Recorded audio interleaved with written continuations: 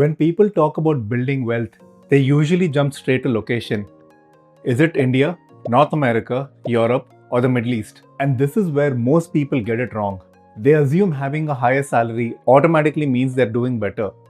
It doesn't, because before you become wealthy, you first need to become rich, and those two things are very different. Being rich is about having cash flow, momentum, and opportunities, whereas being wealthy is all about having assets, leverage, and stability. So let's break down how rich people have created wealth. Whether it's Elon Musk or the Ambanis, this is the exact framework that all have followed. There are only 3 stages to wealth creation: making money, then saving that money, and finally growing that money. And you need to be successful in each of these 3 phases to become wealthy. There are no shortcuts. While a high salary abroad does make you more money, it does not automatically make you rich. Because the moment you move abroad, you start from zero and your costs explode. Rent, healthcare, insurance, transportation, day-to-day living, things you never really had to think about back home. Now compare this to living in India.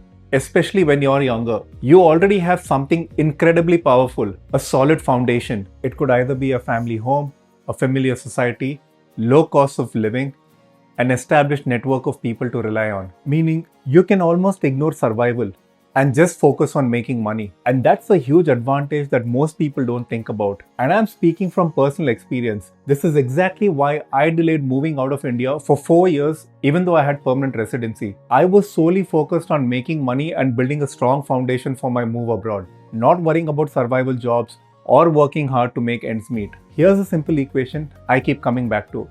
Low cost of living plus high income equals great wealth creation. This works best when your downside is protected, your living costs are low, and your upside has no limits. The potential to make money is unlimited, and India gives you exactly that in the early phase of life. Now compare that to moving abroad. When you move to a new place, you're not just changing countries, you're starting from zero. New system, no support, high fixed costs from day one. So yes, you might earn in dollars, but you also spend in dollars. And there's another layer people don't talk about enough: visa dependency. When your high salary is tied to a work visa, your risk-taking ability drops dramatically. You can't switch jobs easily.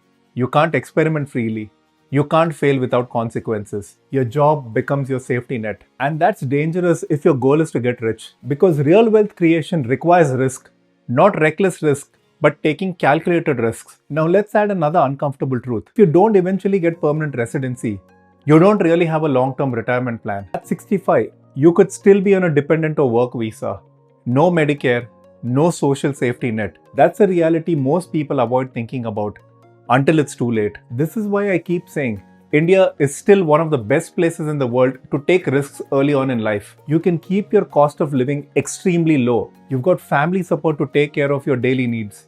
And you have an established network to build a business on top of it or build a long-term career. You can try different things, fail at all of them, start again, and still be okay. That's how people get rich. Phase 2. Now let's talk about investments, especially real estate. I'll be very clear here. Unless you have a lot of black money, real estate in India is a horrible investment avenue. High interest rates, overvalued prices, massive fraud, all of these work directly against you. But some of you might say, Sid, you're completely wrong.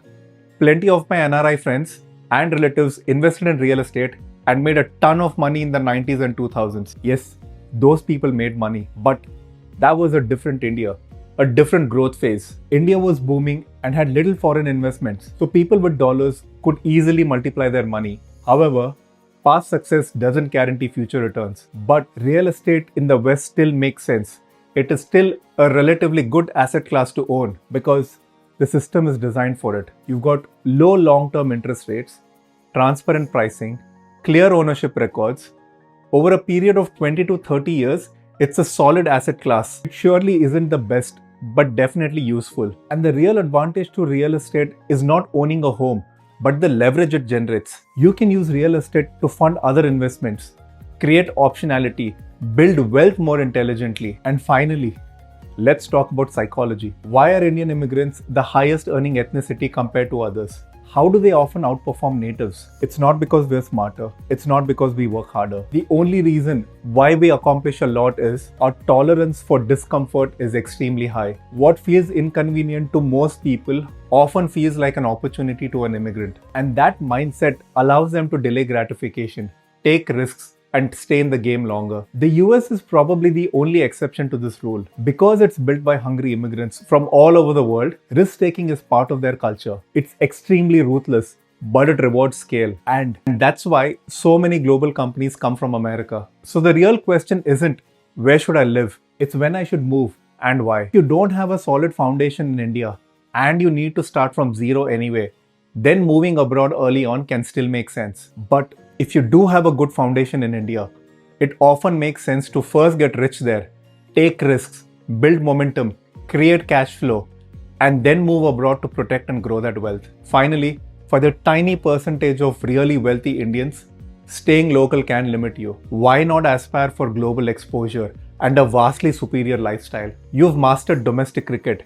Now it's time for international matches. And if wealth isn't your priority, if you want balance, good health, nature, peace of mind, moving abroad is still a great choice. In the end, there's no single right answer. Different countries optimize for different phases of life. The mistake people make is often skipping steps or confusing a high salary with real wealth. That distinction changes everything. So let me know in the comments if you think India is still the best place to create wealth before moving abroad.